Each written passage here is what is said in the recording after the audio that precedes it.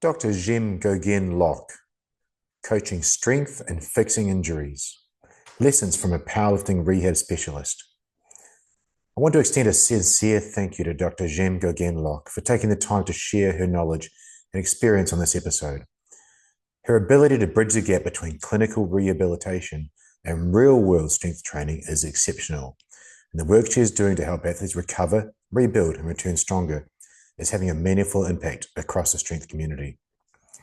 Gem is a rehabilitation clinician specialising in strength athletes, particularly powerlifters. Originally trained in Canada, she earned her doctorate before opening a private practice focused on musculoskeletal rehabilitation. Alongside her husband, she built a strength sports coaching company that now works with athletes around the world, and she co-owns a powerlifting coaching company called Kodiak Barbell. Working in a traditionally male-dominated space, Gem has built a reputation through competence, clarity, and results. Coaching strength athletes requires more than simply writing programs. It requires listening, understanding the athlete in front of you, and building a relationship that allows honest feedback and continuous improvement. Often, the ability to communicate, analyze, and adapt proves more valuable than brute strength or athletic reputation alone. Her work also challenges a common belief within strength sports that heavy weight itself is a primary cause of injury. And one of the most powerful examples she shares is her own experience of herniating a disc while bending down to pick up a J-hook weighing less than a pound. The lesson is clear.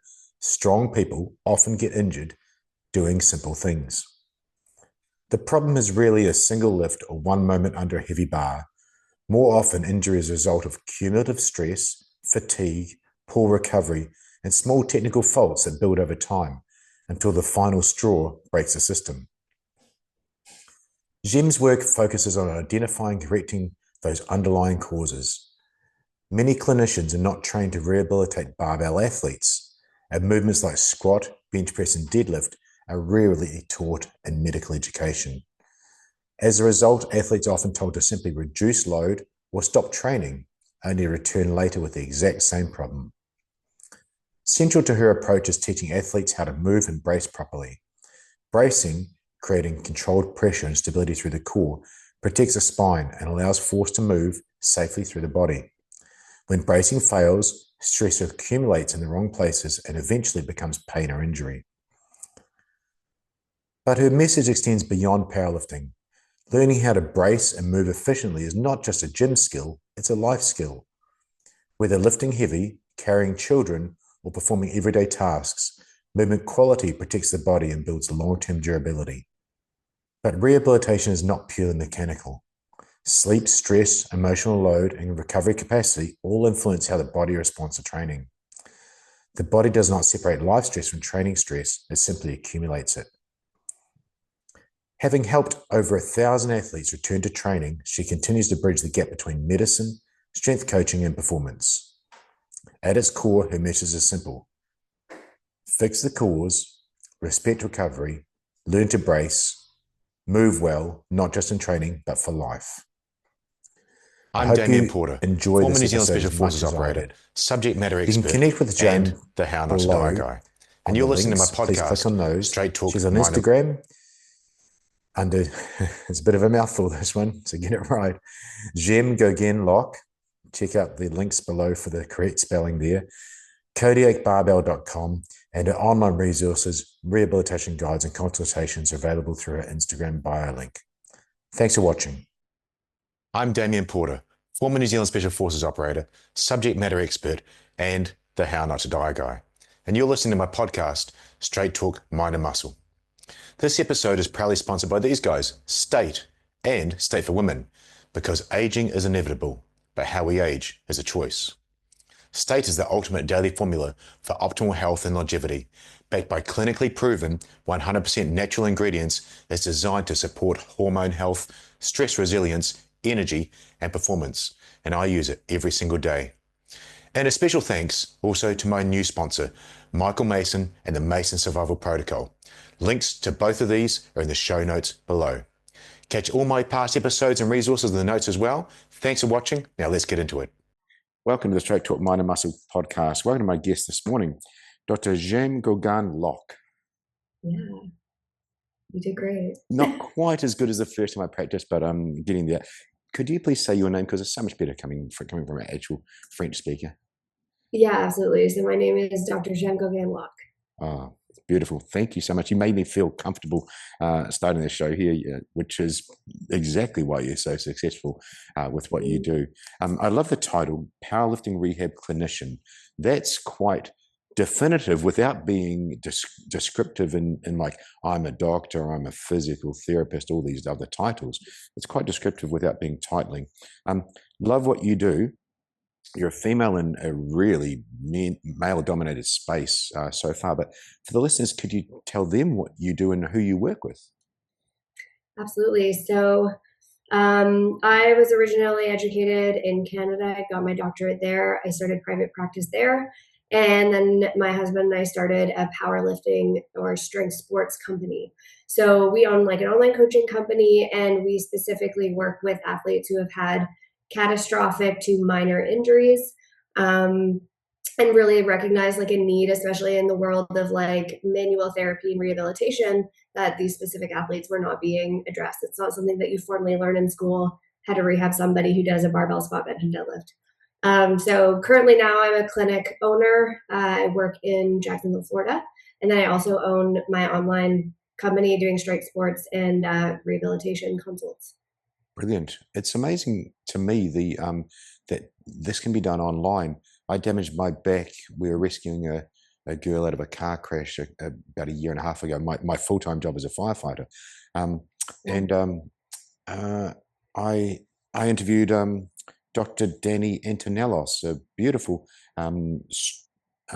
strength coach and also a chiropractor, no, a doctor of osteopathy, sorry, over in Sydney. And she was graceful enough to do a consult with me. She diagnosed me online, and I had my doubts. I've seen, physical therapists all my life, literally.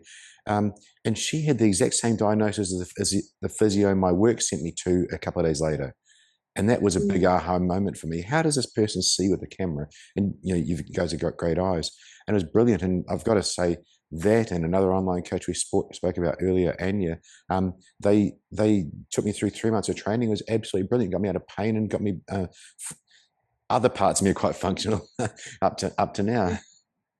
Yeah, no, it is really, and it's interesting you say that, because I had actually kind of developed the skill set that I have out of a need, which was that I was a young practitioner and I was living in Canada, and then we went through our COVID lockdowns. Yeah, exactly. So, I was actually living in the nation's capital at the time, which I don't know if you know much about what Canada did, but we were even down to curfews. We had, even at our Costco's, like if things were not considered an essential item, they'd be caution taped off. You couldn't buy clothing. You couldn't buy anything that wasn't food or water. So it was pretty severe, and it had affected a lot of businesses. And there were times where even legally I was not able to practice. Yeah. So, I still had patients that were calling me being like, hey, I can't move, or hey, I threw out my back, like I really need help. And you don't want to send them to emerge because, this was the first couple months of a global pandemic. We didn't know what we were looking at. And I was like, okay, we need to either sink or swim here. So you got to figure out how we can help people without physically touching them, which was very difficult for me at first, in all honesty, because I had learned such strong palpation skills that I relied so heavily on that to know what I was dealing with. Exactly. But, kind of like out of something really terrible is that I was forced to develop a new skill set. And now I'm so grateful for that skill set because, I have patients from 32 countries now. Wow. And I can, watch somebody on the other side of the world and see their deadlift and know exactly why they're having back pain. It really still it's surreal to me that you can do that. But I watched Danny do this. I watched Anya. So And that was also interesting. I then went, how does somebody coach you over 3 months? I would send her videos of me doing the workouts that she set for me, and she sends a video critiquing back.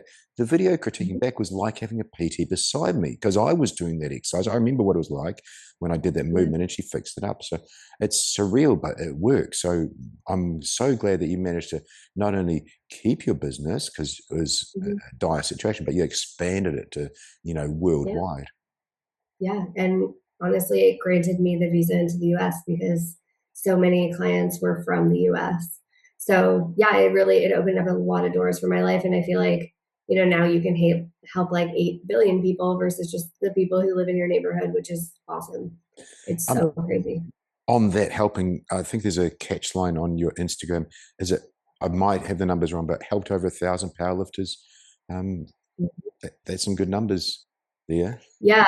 I mean, I had helped in my first private practice, I think almost 800 patients before I had relocated. Mind you, many of those were not powerlifters, but in my first 2 years in practice, I was like, oh my gosh, like this is definitely a patient base that you will see repeatedly because they don't get better. And I'm not really okay with that. There's no solution here.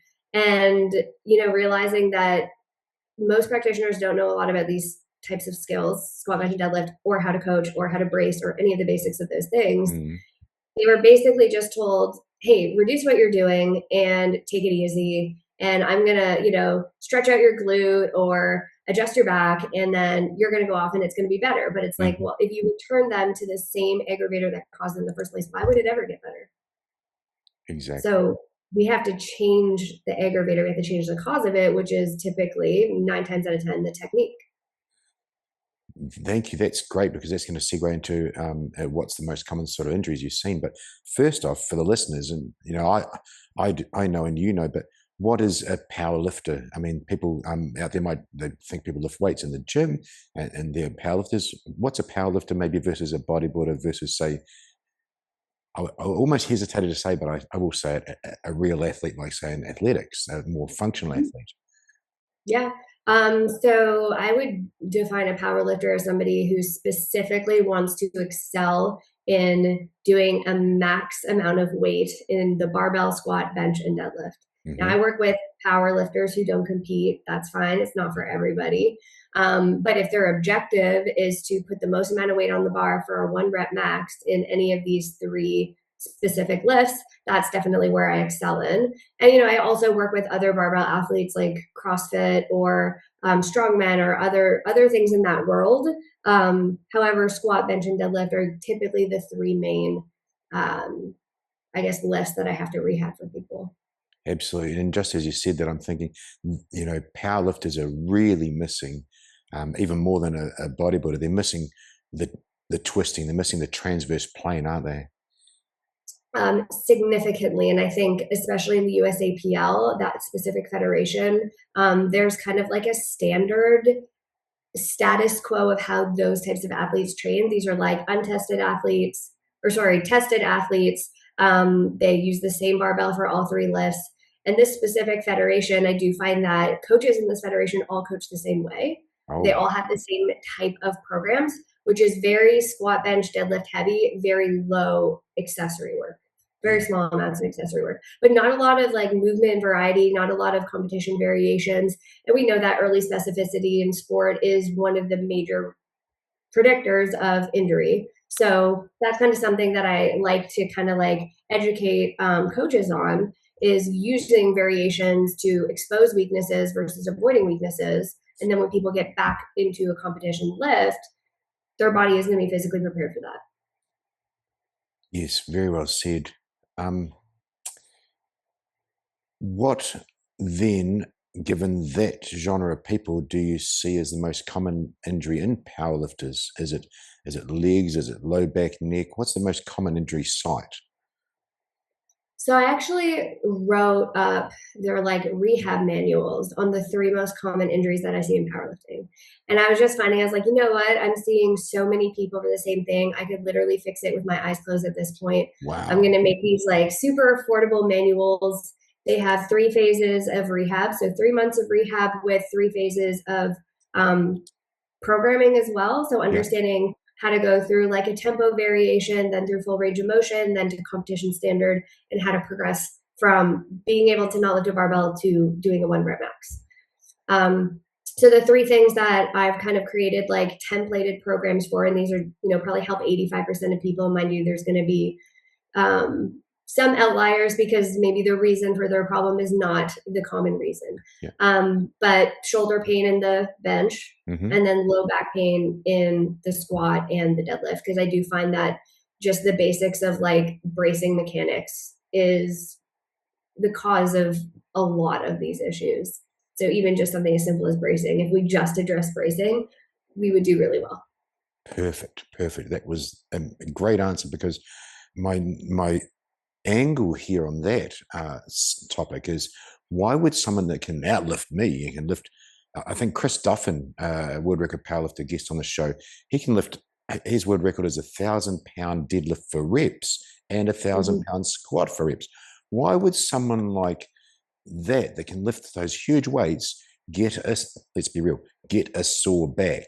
You spoke about bracing, but and then you said fix with your eyes closed. That's probably the answer. But to me, it's insane that they can lift this huge weight and then they hurt their back picking up their little baby, or hurt their back twisting into the car or something. It's kind of doesn't make sense logically, does it? It really doesn't.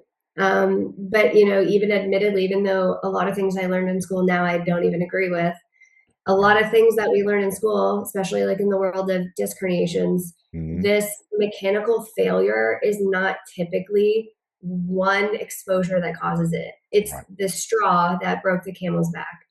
And I can actually speak from experience. I have been doing powerlifting for a decade. And when I herniated a disc in my back, I was at the gym and I bent over to grab a J hook. No, so a J cup's a little half a kilo weights. It was like the clip, the like hook for the bar to put it onto the cage. So it's like under a pound. And I just twisted the wrong way, and I was like, okay, my back didn't like that. And within 3 days, I'd lost control over my left leg. Wow. So it's that we're talking in the red flags. That's almost up. If it's going into the calf, you're talking possible surgery, right? Not in my eyes. Exactly. I love it. Over my dead body, I'll do everything because, I've seen so many post-operative patients. And I think, in all these people I've helped, I can tell you with certainty that I can think of 2 that came out of surgery better than when they went in. Well, let's use your example. I love that I'm sorry that you got hurt. Totally. However, it does give us comprehension of what our patients and clients go through so much better. So let's use you as an example, because you're 10 years, a decade of lifting. That's a lot. What in your mind was a straw that broke the camel's back / what contributed to that? What were you missing that you'd tell yourself to fix now? So the actual reason that I believe it happened, and this is going to kind of go into the world of my formal education, was that I was under a lot of personal distress at the time. And I was very stressed with my work, and I had gone multiple nights without sleeping. And, I was just getting like really restless sleep. And, this kind of ties into like the psychology of pain is like, your body doesn't understand where stress is coming from. Stress is stress. You have a certain amount of, capacity for it. Your body doesn't know necessarily where that stress is coming from. And, if you're under a lot of emotional distress and you're compromising these recovery factors, those are just as important as doing all the right things in the gym. And I think I was just, I was a new practitioner and I was just overwhelmed with getting my life started in that way. And there's just so many things that I was juggling at the time. And I think all of the things just stacked up against me on that one day. I'm going to come back to that and give you my example of that as well. We completely concur, by the way. Just Caveman Damien is thinking, were you missing some transverse plane? Only because you said you bent down and picked up. I'm assuming you didn't do a perfect deadlift squat to do it. Do you think you're missing some segmental stabilizers in your spine of strengthening and mobility and functional strength? So now that I've met so many other patients that are similar to me, there's like a subtype of people that I work with, which is like females, flexible, worked in some type of like flexibility sport, and then Yeah. are now ending powerlifting. And Yeah. I would say that's like probably the worst background you could Oh, have. And it's like, yes, you may be strong, you may be athletic. I have great upper body strength because I started gymnastics when I was 3. yes. So, that really set me up to be a really strong bencher, given that I'm, 125 pounds. But my understanding of strength is through like fluid movement and flexibility. So for my brain to comprehend the level of tension that I would need to generate in order to be completely rock solid under axial load, my ability to comprehend that versus somebody who is like robotically stiff is very different. So like intrinsic versus extrinsic stiffness. If you're born or you've developed stiffness physically in your body, sometimes it's a little bit easier for those cues versus me. I can fold myself in half. I can still do back walkovers. So my spine itself is incredibly flexible. So the level of extrinsic stability that I have to create and I have to conjure up actively and consciously is significant compared to, the average male powerlifter. Thank you. And then going on from that, gosh, we're delving into the weeds, maybe getting a bit of a lesson here. You talked about bracing, which was great, and I'm going to question a lot around that. Are you saying, from what you said, that probably you should have had a form of brace when you did that, even though it was at less than half a pound sort of weight?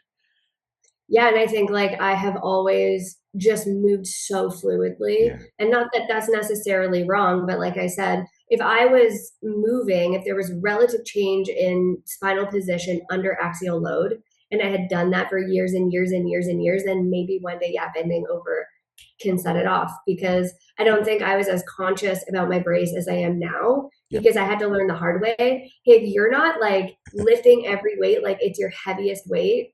Not only are you like leaving pounds on the platform, but you're going to deform under weight, because that's kind of the structure of your body. Is it is incredibly flexible.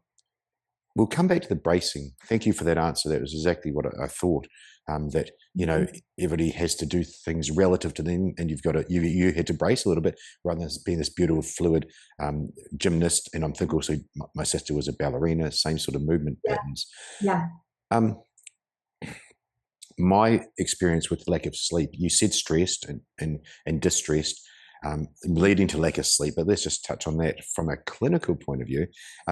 In 2006, scientists from Australia, UK, Canada, US, and New Zealand came to New Zealand. They studied us at New Zealand SAS, and the study, I think, is titled Effects. It was a trial on caffeine on sleep deprivation. They kept us awake for 5 days, fully awake, and they get the groups of 4, and they gave 2 the placebo and 2 the caffeine gum. 2006, so that's 20 years ago, and they'd see how we performed, and we do the kill house and all the hostage rescue and all the training in the day. But what was telling was every morning we had a fitness test that they invented.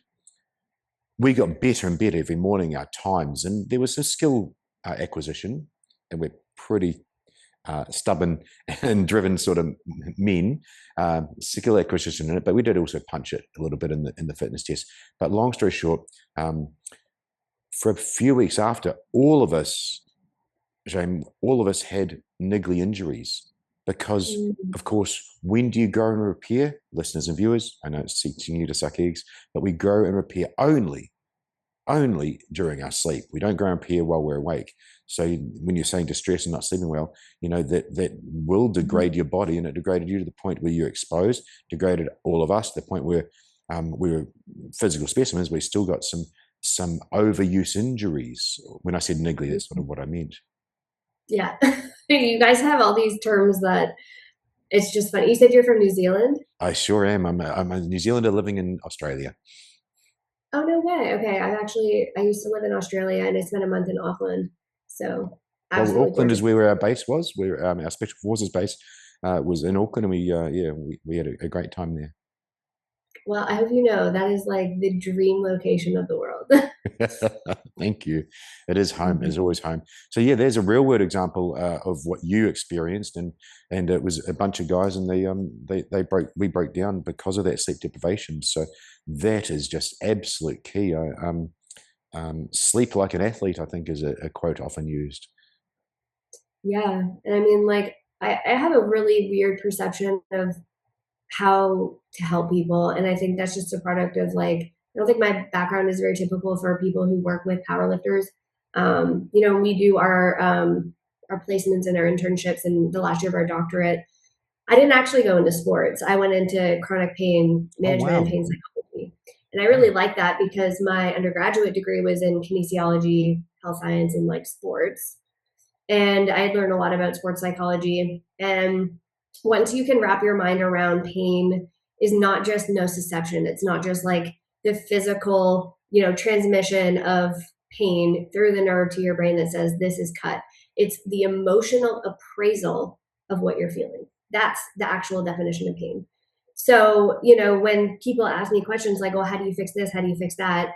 My brain goes crazy because the level of questions that I need to ask and the way that I need to understand a person to treat them as an individual person completely changes, what I would prescribe or what I would recommend.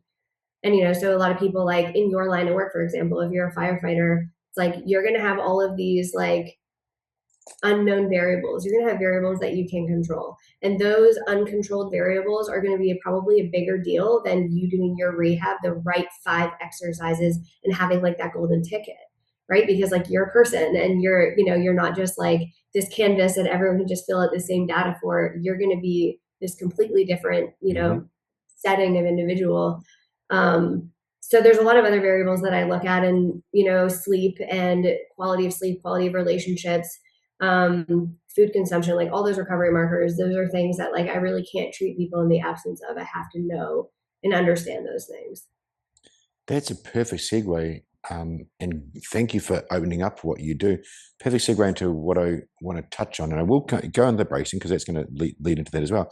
But we talked before we recorded about females being so successful in the last sort of decade in male-dominated spaces. And we're talking male-dominated forever before 10 years ago.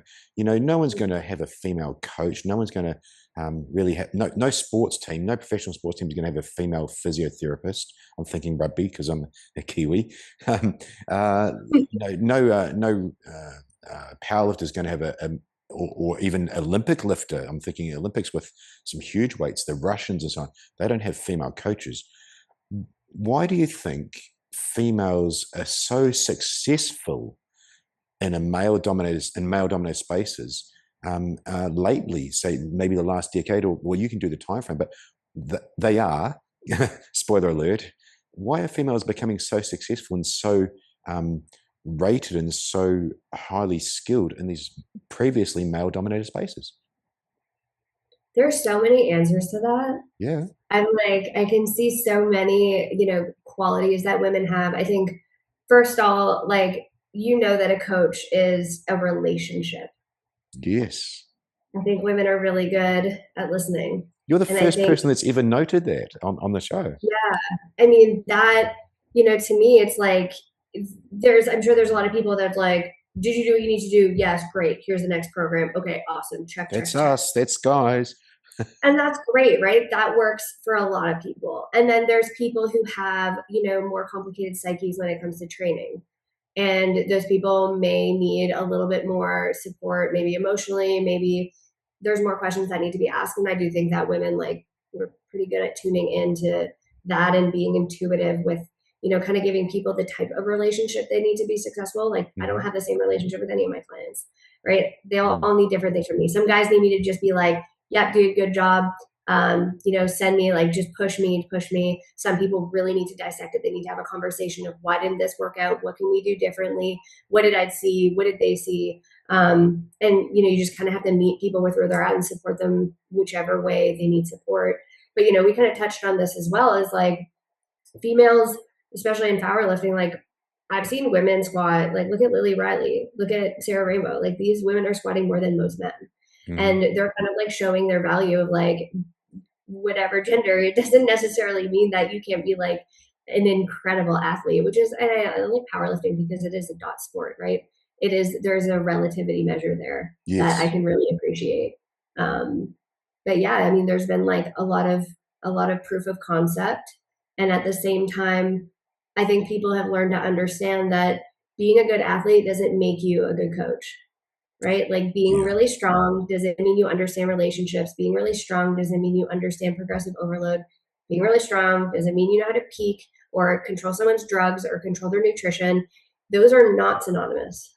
But I think historically people were confused of like, oh, this guy at Westside was super successful. So if I just do what he did, and it's like, okay, but you're like 300 pounds difference, you're different genders, you have different learning styles, you're not going to be able to be coached the same way. How can you be successful running the same thing? Gosh, isn't that what the muscle magazines were based on, though, for all the years I bought them as a kid? Yeah.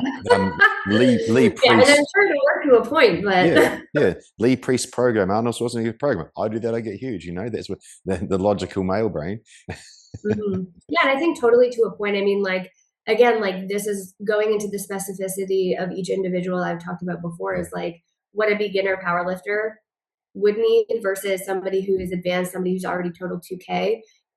If you gave a beginner any program, they'd probably get better just by virtue of doing something. But the specificity will become more, fine tuned the further along they get in their career. Yeah. And then we also accumulate injuries, right? So bigger athletes, they get larger. They're not going to be able to dissipate as much fatigue. They're going to be consistently lifting 6, 7, 800 pounds. They're not going to be able to train the same way. They may have to start undulation cycles. Like all of these things will be dependent on their injury history and on their ability to dissipate fatigue or what their career is. If they're having to train, you have an active job. So you would probably benefit from undulation cycles. But that specificity changes dramatically the longer that you've been in the sport. You nailed it so much when you said coaching is a relationship. I'll never forget when I read the study. So my background, I was a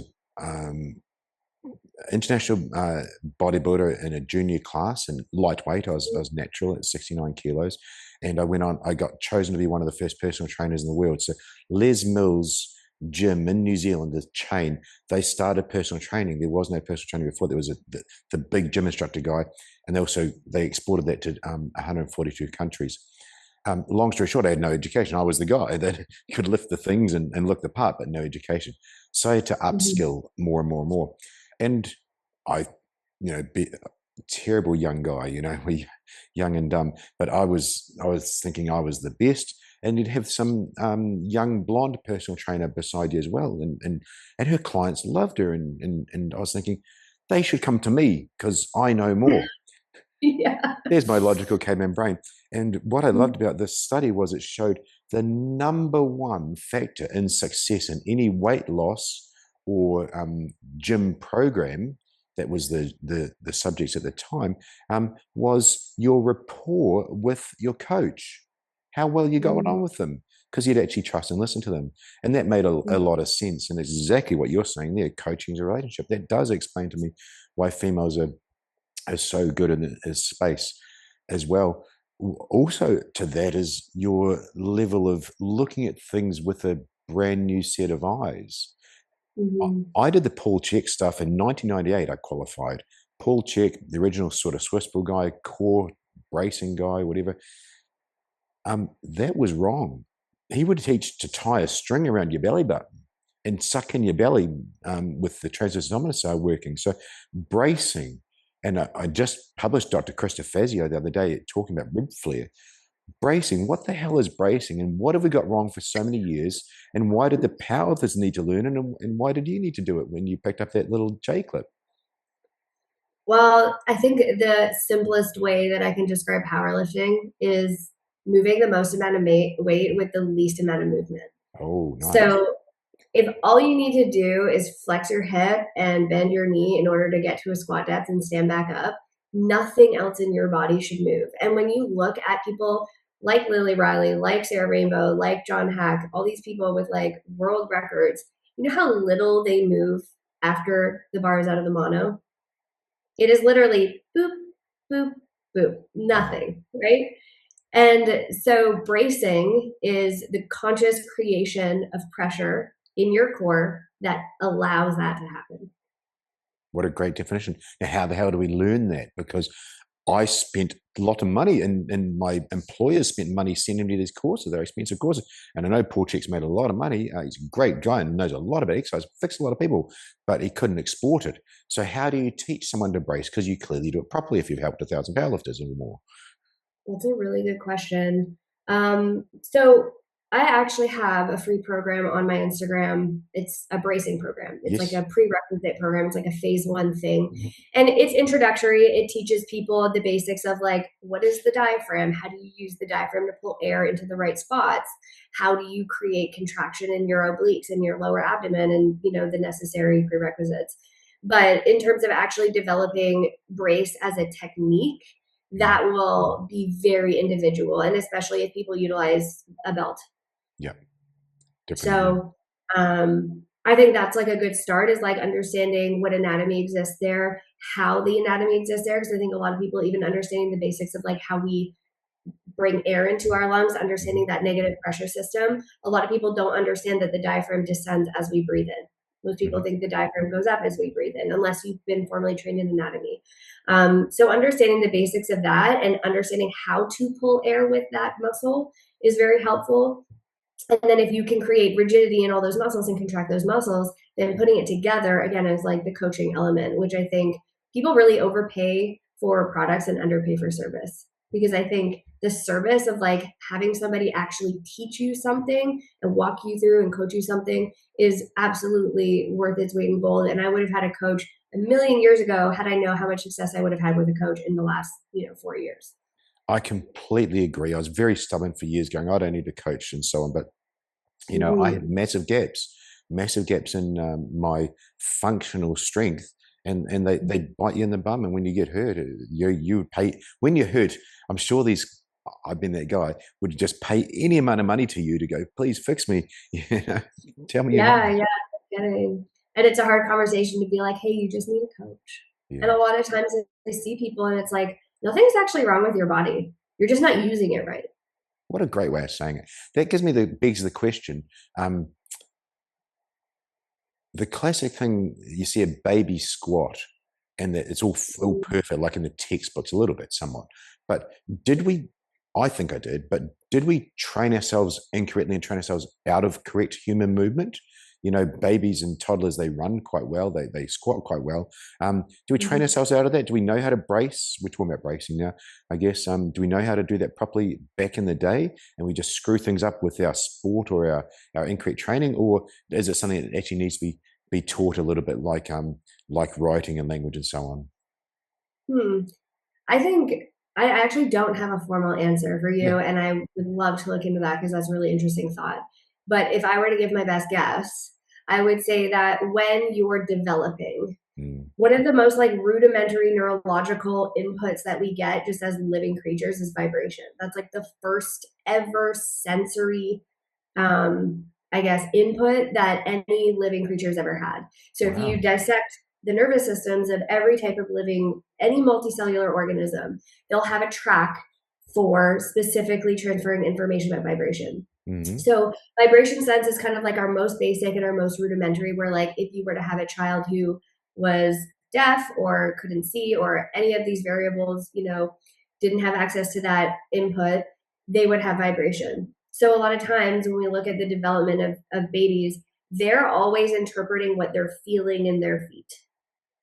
Like you watch them move, like they have to be like, where's balance? Where's foot pressure? Yes, they are. We don't do that anymore. We're like, we know what we're doing. What's foot pressure? Even though now we know in powerlifting, it's kind of important.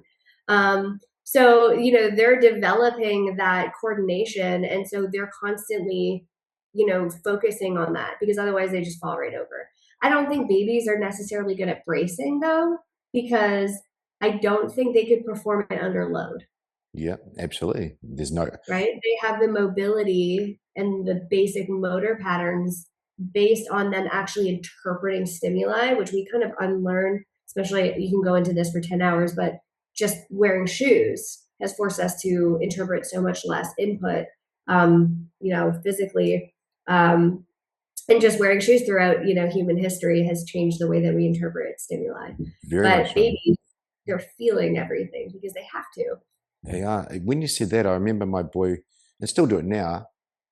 Well, he did it the other day. He tried to pick me up. I weigh 80 kilos and he's 50 to 60 kilos. Could you imagine an adult trying to pick up a weight they know they can't move? We'd be all amped, have to warm up for it, but they just go straight in and they try to pick this thing off the ground and I can't move it. Oh, okay. And they grow into it years later. It's interesting how they do that. Yeah, imagine not having to warm up anymore. What an amazing bunch of answers for that. I love it. And I do love what you awesome females are doing in this space, because you've sort of not reinvented the wheel, but you've made the wheel slick. You made it work so much better. You looked at things with your analytical, educated brain, and then added in those nuances, which you said as well. And I've interviewed 3 females in the last sort of 4 days, same thing, different. One was business. One was relationships and your movement. I'll just call it movement, be it with load or without. But same sort of answers. It's bringing the whole picture together. Guys, as you said, the problem, solution. Yeah. Yeah. And that honestly really works for a lot of things. Yeah, it can. I like, when there are people who don't like being wrong. I don't mind that, because that's kind of how we even decided that sucking in was not a good way to race. Because it took one person to be like, hey, I don't think that's right. So you kind of need that. The groupthink is not good. And I specifically, my job 90% of the time is that I'm educating somebody's coach on how to help them. And I am very aware of the fact that we're probably not going to see things the same way, because their job is to make someone strong and my job is to keep somebody resilient. So, we have different risk profiles and I have a different educational background and all that good stuff, but it's really cool to collaborate with them, because I think it is really important to have people with completely different perspectives, sit down and be like, how would we help this person? How do you decide on how to do that? So a lot of times when people work with me, it's because their coach made them or their coach hired me for them, because they're like, I don't know what to do with this person. And the next time I have a client with this problem, I want to be able to help them. And I think coaches nowadays, they're way more open to learning, and they're way more interested in supporting their athletes beyond just writing them a program. And, I've worked with, I think, over 35 powerlifting companies where I do intakes with their new onboarding clients, or if somebody has a significant medical history and they feel apprehensive about I don't want to hurt this person. Great. I'll do a consult. I'll explain to you what you need to look out for and what a safe introduction would be. That's where I come in. But I have so many coaches that even when I have my consults, they'll 3-way in Zoom for the consultation, because they just want to learn and they want to support their athlete. And I think that's so crazy, because 10 years ago, I really don't think people would go that extra mile. No, you keep the knowledge to yourself. I'm not going to give my secret, my air quotes secret away. But you're so right. Going back to the relationship, you're collaborative in that action, collaborative on the result for the athlete, and collaborative rather than competitive. Yeah, if you can help more people, my job is so rewarding, and I know it sounds trivial because it's sports, but it's every time I get a patient that's I was so ready to give up. And then you just turn it all around for them and they build confidence in themselves again. It just warms my heart. That's the most rewarding thing I could think of. But with this gatekeeping, I think social media has really helped people get away from that. And I have no issue sharing everything I know, because you can have all the ingredients. You don't know the recipe. The recipe's up here. That's through years and years and a decade of school and 7 years of private practice. And that's not that I'm gatekeeping. It's just the complexity of the way my brain works at this point. I don't even think I could put to paper, but I can share all the ideas and thoughts I have. But when it comes down to each individual patient, I've never written the same program twice in my life. Well, so you nailed it there. Not gatekeeping. Again, Paul Chek as an example tried to scale himself out, but no, thanks. I would rather see Paul because he knows how to apply. You said the recipe. I can't quite reach my head yet, but the recipe's in your head because he was great with athletes and great with rehabbing mums and everybody. Same thing with you, but it's all in there. It's not something you can then scale out and franchise out to the world. Your knowledge. Yeah, I mean, because I don't think it's really answers. I don't think there's like concrete answers to anything. I've developed skill sets in like history taking, for example. Yeah. That's something I only learned because I've done a doctoral program and I've spent your first year, you know how much time you spend on how to ask the right questions? Wow. How Like long? it's insane because especially in like a medical setting, the difference between recognizing a cancer versus back pain or a stroke versus a headache, like those Oh, things wow. matter. Wow. Those Yeah. are really important questions, right? So Yeah. I wouldn't expect a personal trainer or a coach to be able to be like, oh, they have back pain. It hurts when you go back. Okay, you're going to do this drill. It's like, okay, but having the capacity to take a history and to know, hey, there's like inflammatory arthropathies that support, they present the same way. If they're male between the age of 25 and 28, they probably need blood work too. And like, you wouldn't expect other people to know that, but like, there's so many puzzle pieces to that algorithm that just developing your skill set in general is going to pay off versus trying to get the right answers. Totally agree. And it comes back to what you said before, females are great at communicating, you're asking the right questions and you're getting the information, much like a detective, a police officer investigating. Yeah. Given what you've said for the last sort of 10 minutes, I'd love for you to paint a picture, please, for the listeners and viewers of what it's like to come to you. I'm not the typical example. I'm literally just out of surgery still, but what's it like when people come to you and what does it look like? So let's use you as an example. Okay, well, let's go for it. Yeah, so rip bilateral both pecs. I'm sorry? You had bilateral complete pec tears. Yeah, bilateral pec tears 2 weeks ago and repaired 2 weeks ago, and fourth person in the world to have ever done such. That's amazing. Not for you, but wow.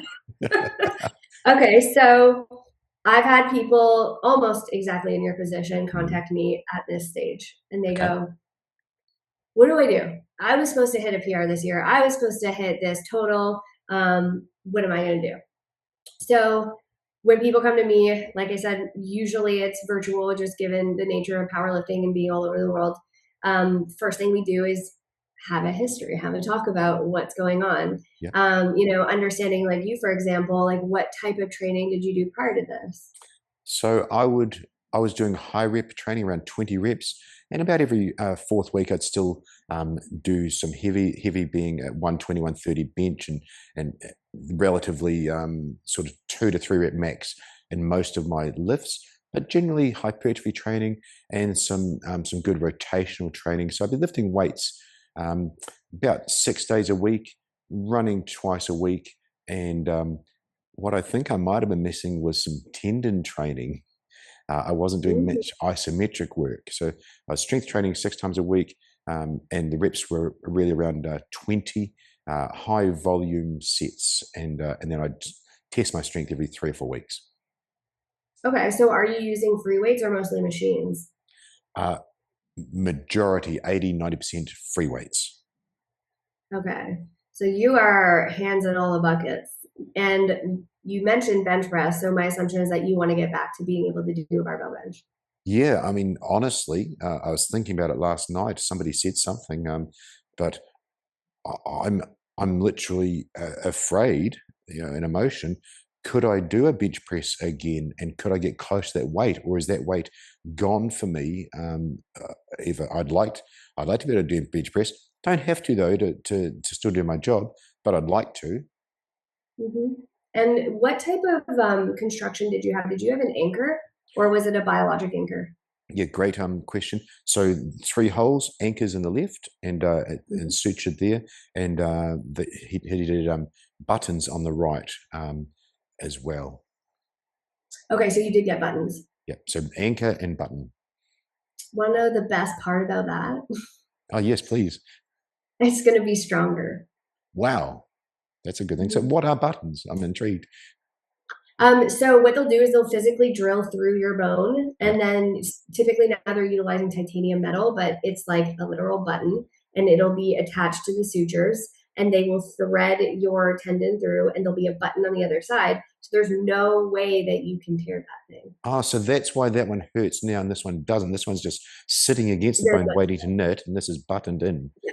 So that one on the one where they use the biologic, they typically use magnesium, but depending on the country, they can use other things.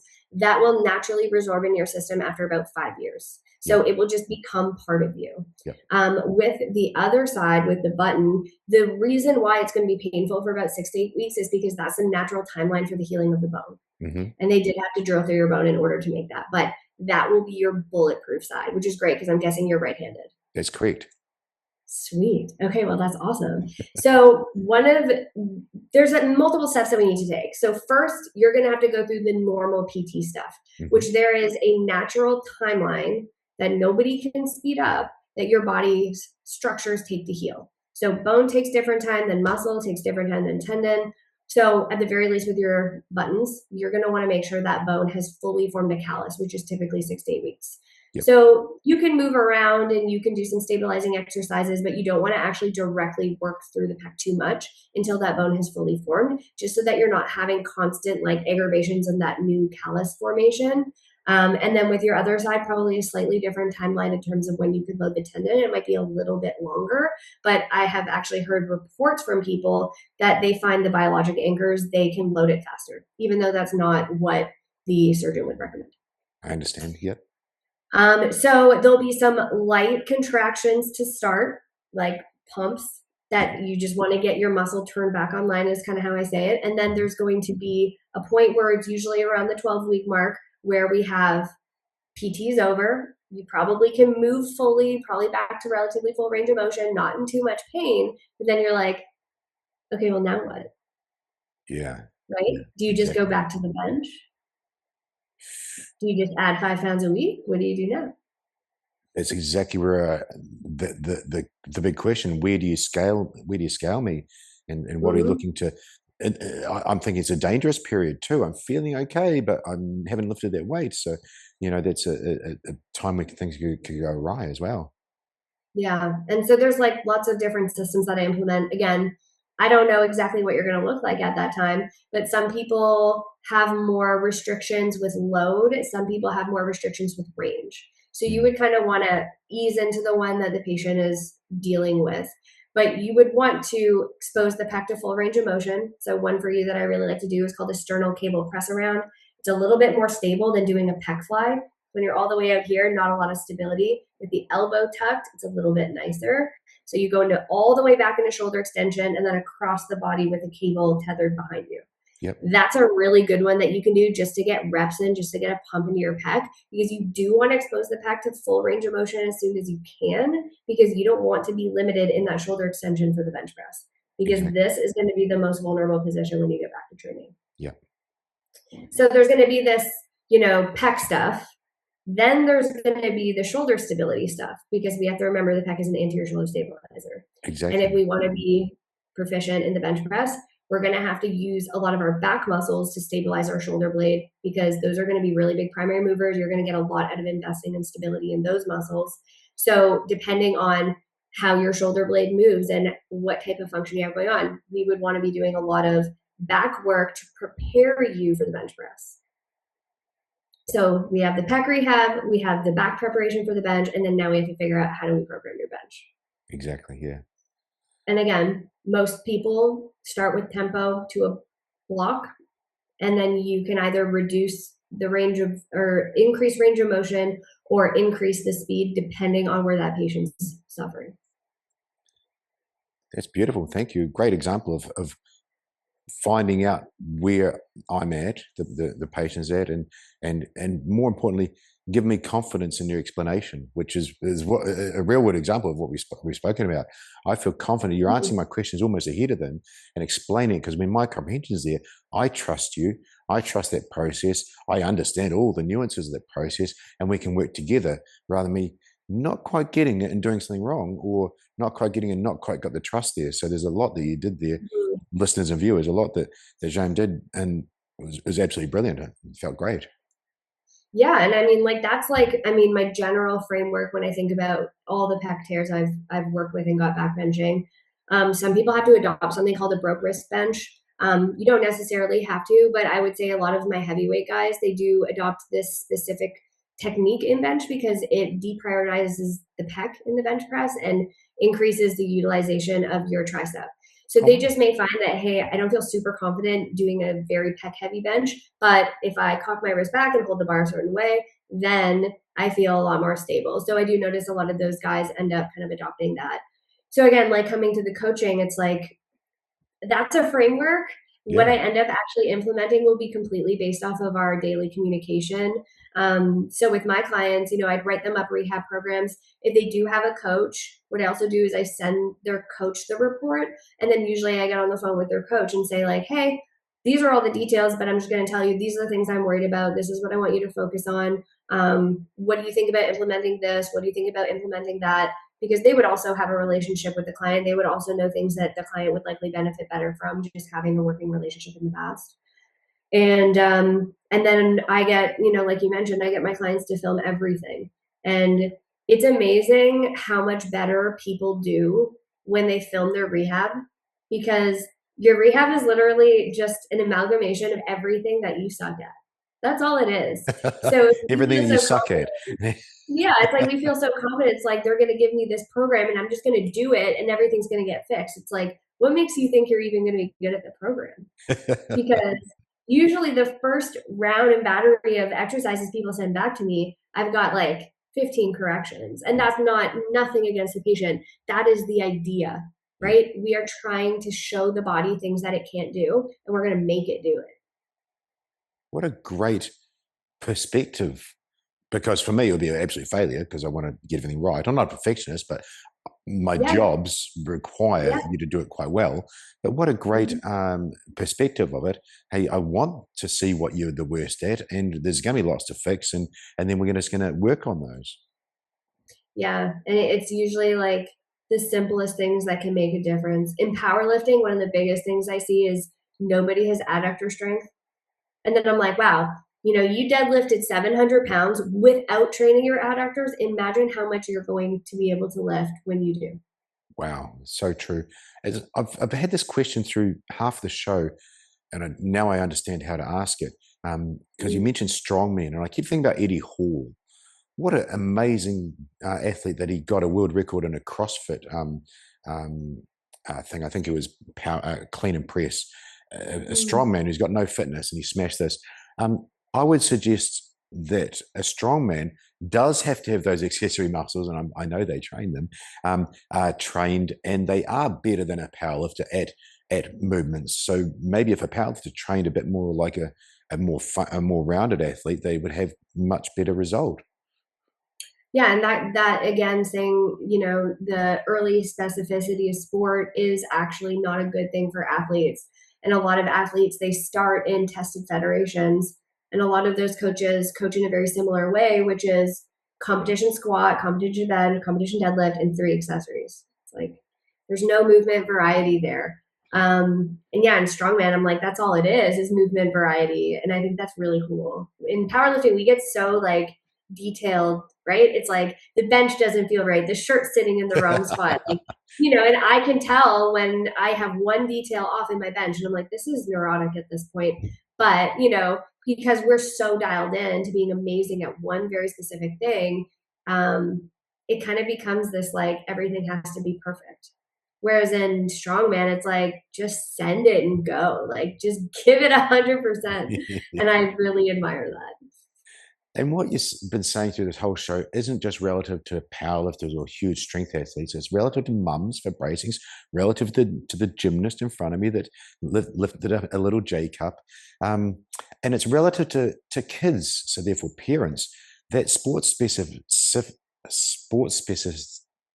that you spoke of so much. That's not what to do. The successful coaching says, do your rugby for the rugby season for your 10-year-old, and then let them do something completely different.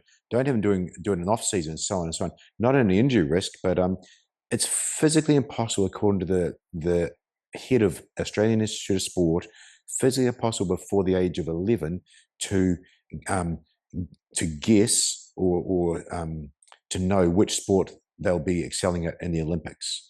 You might have done gymnastics when you're young, and we're training you for gymnastics, and suddenly you become a figure skater in Olympics.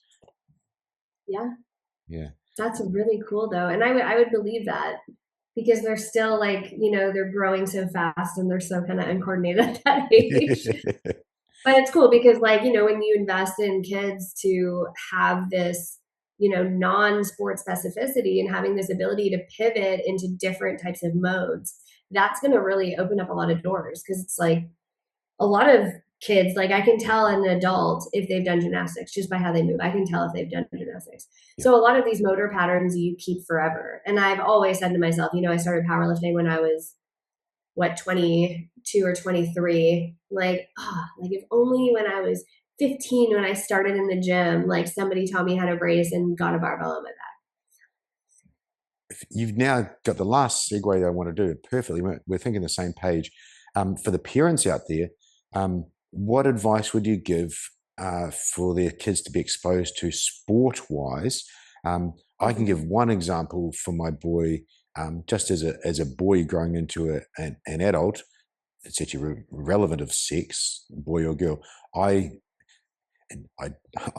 rack them up all the time, the BJJ guys, but I do think kids should go into BJJ. It teaches them that confrontation is just another thing.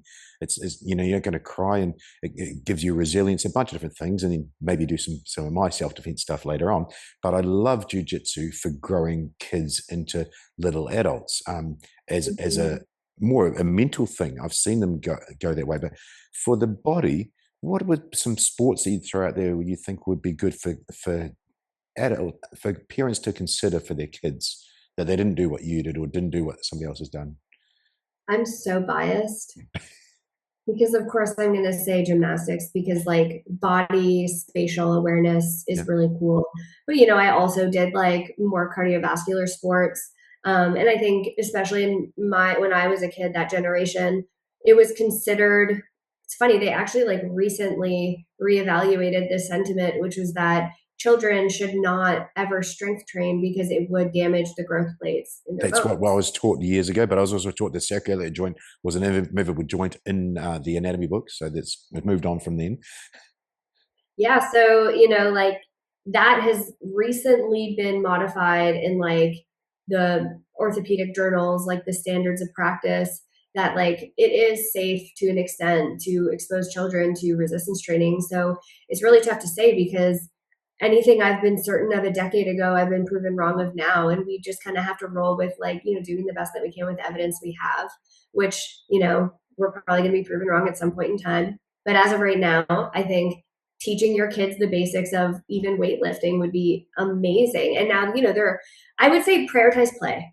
Really, with kids, prioritize play. Do things that they love so that they learn to associate activity with pleasure. I've really made you think on the spot. I understand that, and I love that you come out with prioritize.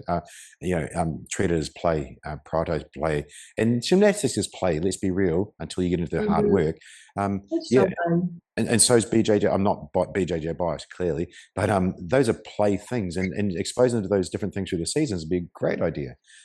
Yeah. I mean, I guess it depends on if you're trying to build a well-rounded child or you're trying to build a weapon.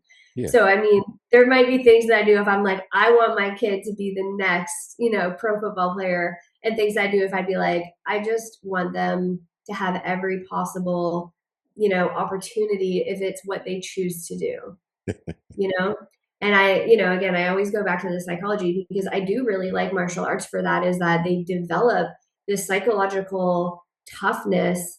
And this sounds really horrible, but I can tell working with people who has and who has not been formally coached before based on their emotional state. What's the difference? I'm intrigued. I work with a lot of men who can't take feedback. Wow. That's really hard, because it is unfortunately my job, and it is in a constructive, productive way, but it can be hurtful for people to interpret coaching or feedback as criticism.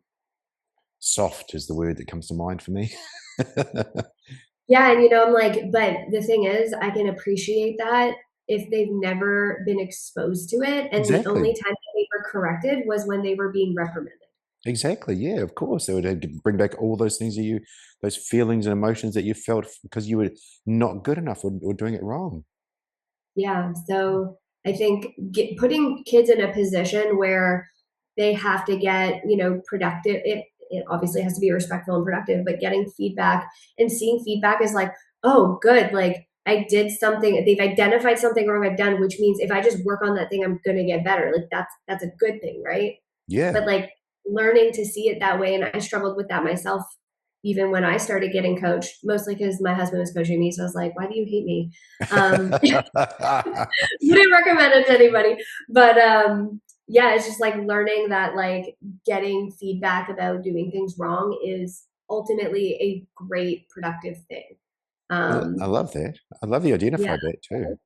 you got to put kids in positions where they fail. You got to put kids in positions where they have to push through difficulties and they have to get back up, right? And I do really love martial arts for that because they teach you control, they teach you resilience, they teach you how to regulate your emotions. And I think that's all really big part of, sports psychology and life. I completely agree. I tell my boy, you're supposed to make mistakes. That's where you'll learn from it. And then we'll just add those things in. And like I say to him, it's your job to push the boundaries. My job to make sure you don't die doing it. And then you know where Yeah. they are, but you're supposed to do that. So, Yeah, um, like we hire people for that stuff. Your job is I love it. yeah. Great to be on the same page, and especially from a clinical point of view, from an adult point of view, from a athlete point of view as well, pulling it all together. Um, Beautiful. I have found out what you do, which is great. I managed to share it with the listeners and viewers, and thank you for a little insight in my own injury.